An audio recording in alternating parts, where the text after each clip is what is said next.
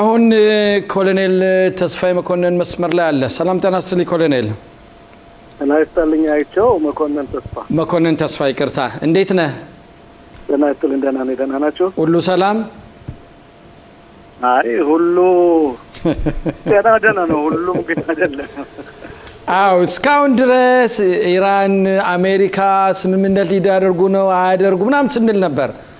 ይሄው በትናንትናው ዕለት እንግዲህ ቢያንስ ወደ ድርድር የሚወስዳቸውን ቅድመ ስምምነትን በለው ደርሰዋል። የፊታችን ሮብ ይፈራረማሉ። እንደው የኛ ጉዳይስ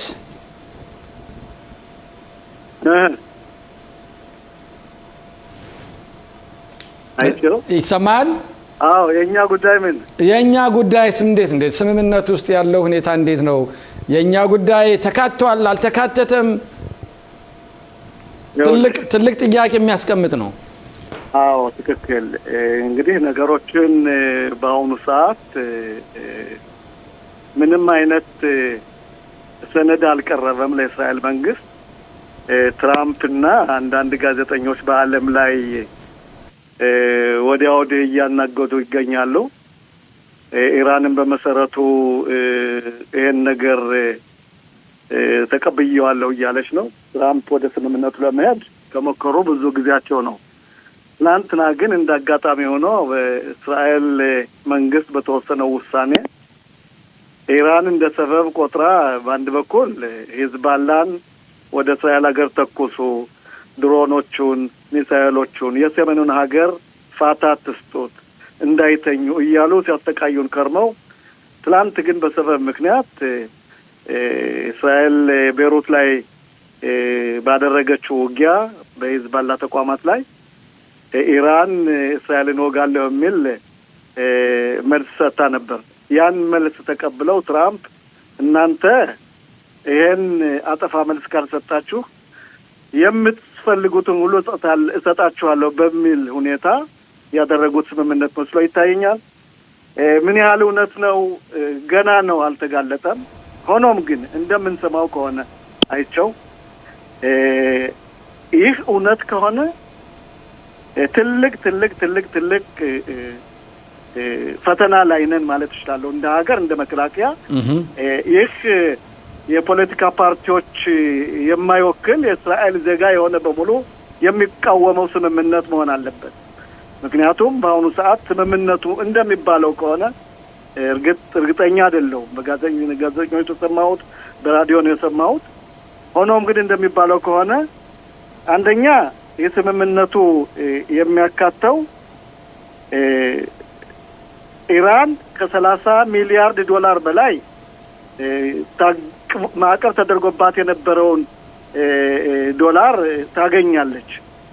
ሁለተኛ ኢራን በቀን 500 ሚሊዮን ዶላር የምታገኝበት የነዳጅ ማውጫ በሯ ተከፍቷል። ሶስተኛ እስከ 20% ድረስ የኒውክሌር ኡራኒየም የሚባለውን የማዳበር ሁኔታ ተፈቅዶላታል። አራተኛ ሂዝባላም ሐማስን ሁቲዎችንም የሚቃወም ሰነድ የለም። አምስተኛ መከላከያ በደቡብ ሊባኖስ ባለበት ቦታ ሳይሆን በቀጥታ እንዲወጣ ሊባኖስ ሀገርን ለቆ እንዲወጣ የሚል አባባሎች ነው የቀረቡት። ይህ ከሆነ እስራኤል እንደ ሀገር መከላከያ እንደ መከላከያ በተለይ የእስራኤልን ሕዝብ ትናንት በአንድ ብር ሽጠዋቸዋል ማለት ነው። በደንብ ነው የተጫወቱብን። ሆኖም ግን እስራኤል እንደ ሀገር የራሷ የሆነ ሉዓላዊ ሀገር ናት። ይሄን ነገር በካቢኔውም ታይቶ ምናልባት መልስ ይሰጠዋል። እንደ ሀገር ሊባኖስን ለቀን መውጣት የለብንም። ሂዝባላ ትጥቁን እስካልፈታ ድረስ እንደ ሀገር ሐማስ ትጥቁን እስካልፈታ ድረስ መዋጋት እንግዲህ ባለፈው ሳምንት የአሜሪካው ምክትል ፕሬዚዳንት የተናገሩት ነገር አለ። በዚህ ድርድር ውስጥ በአሜሪካና በኢራን መካከል በሚደረገው ድርድር ውስጥ አንዳንዴ የእስራኤልን ጥቅም የማያስከብር ድርድርም ልናደርግ እንችላለን፣ ወይም ሁልጊዜም ቢሆን እኛ የእስራኤልን ጥቅም ሳይሆን ዞሮ የተናገሩት ምንድን ነው በቅድሚያ የሚሰጡት የአሜሪካን ጥቅም ብቻ እንደሆነ የተናገሩበት ሁኔታ አለ። የምናደርገው ድርድር ደግሞ እስራኤል ላያስደስታት ይችሉናል ብለው የተናገሩት ነገር አለ። እውን እየሆነ ነው። ስለዚህ አሁን መንግስትኛ እንደ እስራኤል እንደ አንድ መንግስት ምን ማድረግ አለብን? በዚህ ስምምነት ውስጥ አሁን የተባሉ ነገሮች አሉ። ቀደም ሲል አንተም የገለጽካቸው ሁኔታዎች እና ምን ማድረግ አለብን? በዚህ አሁን ምንድነው ልንሰራ የሚገባው? አንደኛ ምክትል ፕሬዚደንቱ የአሜሪካው ምክትል ፕሬዚደንት ፔንስ ያሉት እውን እየሆነ ነው፣ ጋድ እየወጣ ነው። ምክንያቱም አሜሪካ የራሷን ጥቅም ነው ማስከበር የምትፈልገው። እንዲያውም ትራምፕ ያሉት ምንድን ነው? ነዳጁ በቧንቧ እየዘነበ ነው ያሉት። ስለዚህ የነዳጅ መወደድና የነዳጅ በገንዘብ መቀነሱ በዓለም ላይ ለእሳቸው ጥቅም ያመጣል። እንደገናም እንደምታየው የአሜሪካን ጥቅም ለማስከበር ገብተው ከብዙ ዛቻ በኋላ እንዴት ነው በተለይ ኡራኒየም የሚባል ኢራን ውስጥ አይሆንም ካሉ በኋላ የምንሰማውና የምናየው ምናልባት የእስራኤልን መንግስት ገለል ያለ ስምምነት ተደርጓል። ይህ ያልተጠበቀ ነው። ሆኖም ግን እስራኤል እንደ ሀገር ለዋላዊ ሀገር ናት፣ አቅም አላት፣ ጉልበት አላት። ሊባኖስም ሆነ ቤሩት ላይ በዳህያ ላይ ዝናብ የማውረድ ወይም ድሮኖችንም ሆነ አየር ኃይላችን ማውደም የሚችል አቅም አለው። እንዲሁም በቴህራን ላይ ራሳችን በራሳችን የምንቋቋምበት ጊዜ እየመጣ ነው ማለት ነው።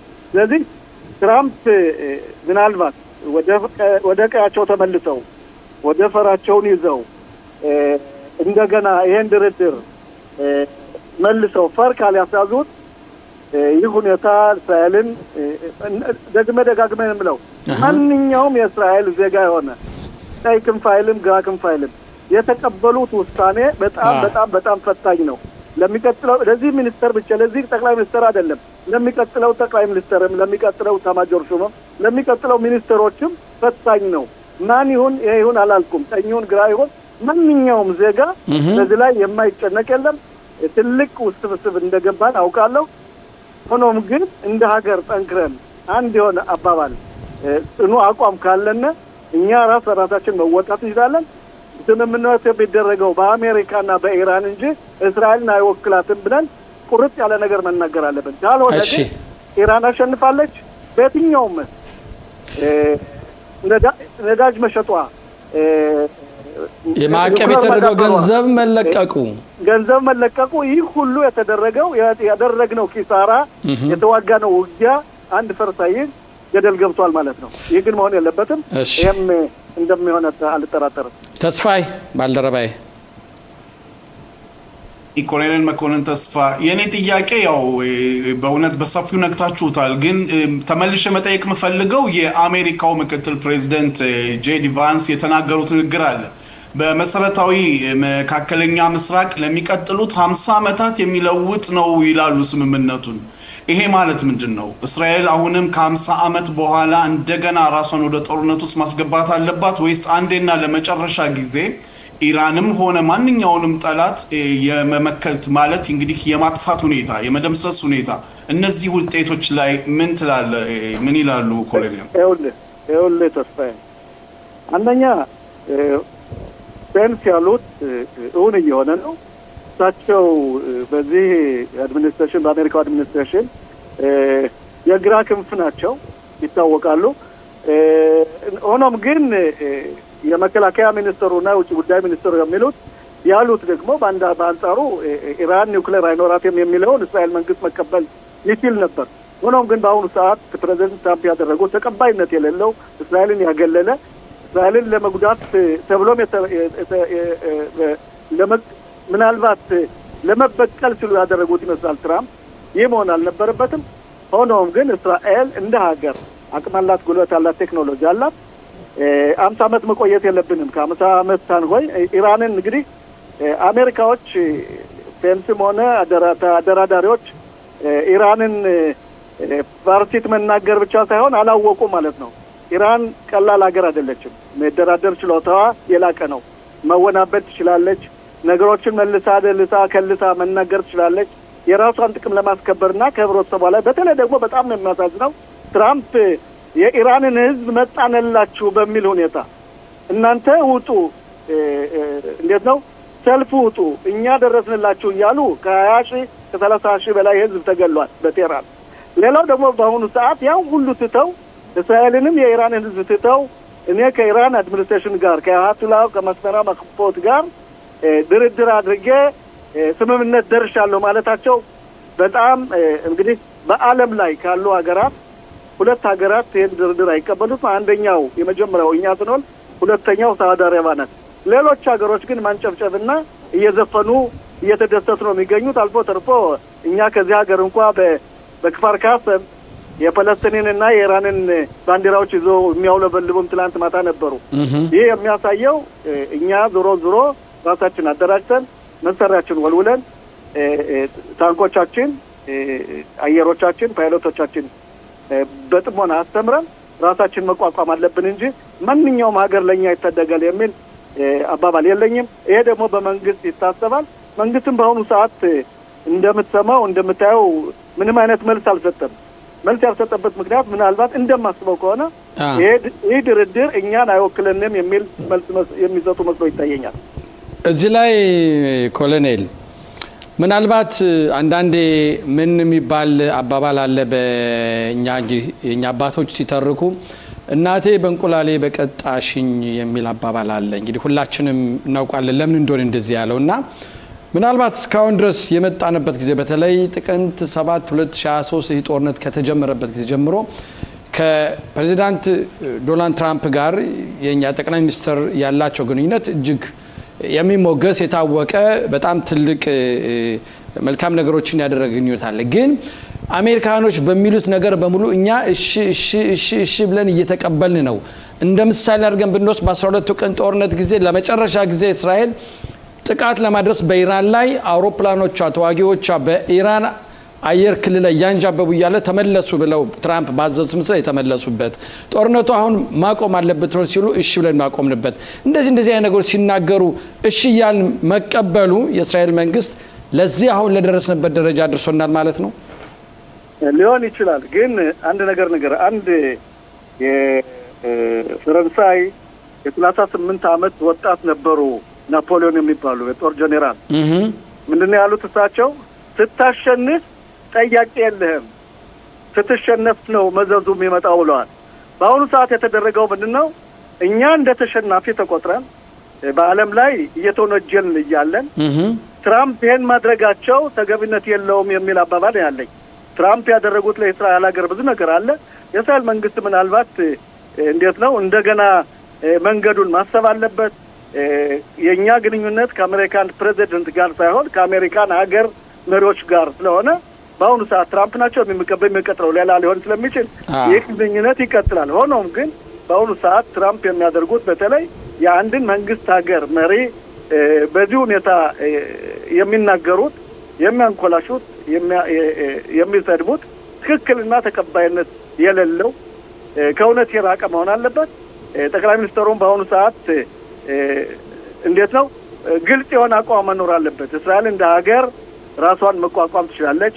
ሊባኖን ያለው ወታደራችንም ሂዝቦላ ትጥቁን እስካልፈታ ድረስ አንወጣም። ቤሩትም፣ ቴህራንም፣ የመንም ቢሆን ደርሰን ረጅም እጃችን ጠንካራው አየር ኃይላችን የማይደርስበት ስለማይኖር ጠንካራው ሞሳዳችን አፈንፋኛው ሞሳዳችን የማያገኘው ስለማይኖር ይሄን ሁኔታ አደራጅተንና በበለጠ ሁኔታ አራቀን ሀገራችን መቋቋም አለብን። ህዝባችን መታደግ አለብን። የሚያዋጣን ራሳችን በራሳችን ብቻ ነው። በሰው ላይ የአሜሪካ መንግስት ወይም የአውሮፓ ሀገራት መንግስት እኛን ይታደጉናል ማለት ዘበት ነው። እያየነው ነው። በየቦታው እየፈረጁን ነው።